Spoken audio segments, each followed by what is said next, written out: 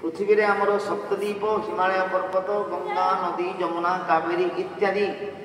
अनेक गछ तरु तृण लता नदी पर्वत वर्णना करा जायछि। भूगोल सृष्टि वर्णन रे गंगांकर महात्मा कण कहीं गंगांकर महात्मा कण जमुनांकर महात्मा कण गोदावरींकर महात्मा कण नदी पर्वतंकर महात्मा कण ये सब वर्णना करा जायछि। ए वर्णना उपरे विस्तृत भाव में पंचम स्कंद भूगोल सृष्टि वर्णना करे परीक्षित महाराज जार चरित्र आप सुनिले निज जीवन को आनंद अनुभव करिवे। गंगांकर महात्म्य जे नित्य गंगा स्नान करे अशेष पाप से निस्तरे। भगवान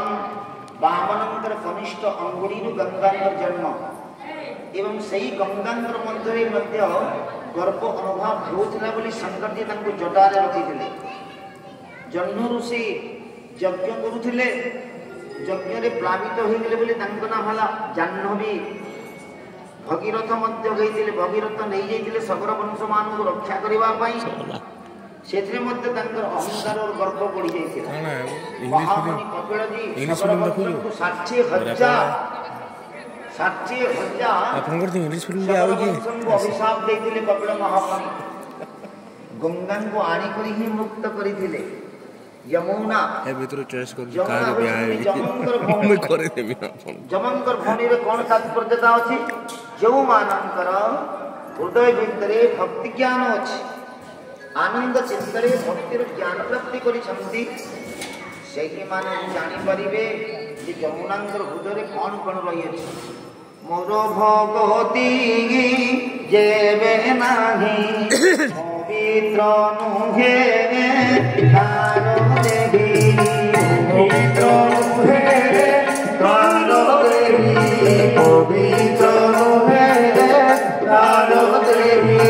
मोर भगवती जेबे नाही पवित्र नुहे तार देवी पवित्र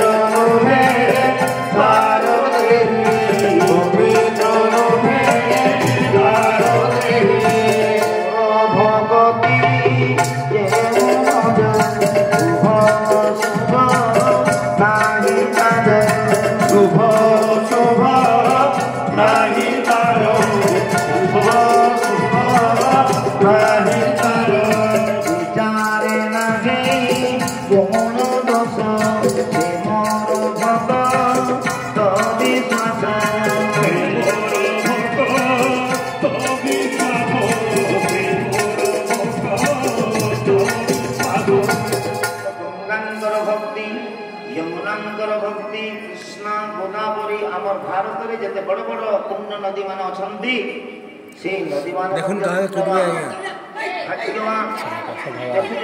नदी आम जिते स्नान कले आम जीवन को परित्राण आम कर कुंभ मेला पड़ी इलाहाबाद प्रयागराज आम जाइए गंगार स्नान करुँ मुनि ऋषि बड़ बड़ साधु सन्त मान कुंभ मेला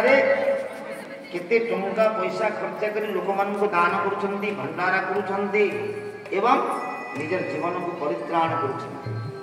भूगोल सृष्टि वर्णन में अनेक नद नदी मध्य वर्णना कर हिमालय पर्वत ठारू आरंभ करी केते पर्वत अच्छी आम पृथ्वी रे केते सागर अच्छी सब वर्णना कर।